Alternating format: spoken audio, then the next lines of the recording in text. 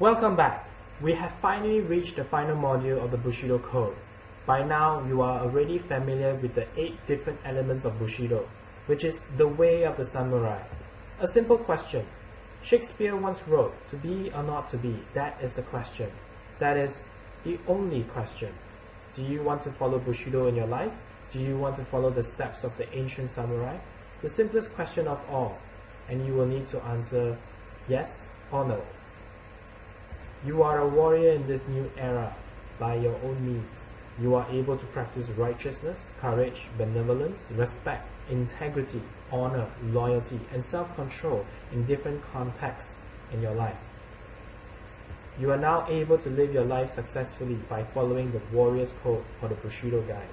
As stated in the previous modules, Bushido is evergreen and can be practiced in the governance of your own country, in the workplace, among family, friends, but most importantly, helping us to get through our individual battles.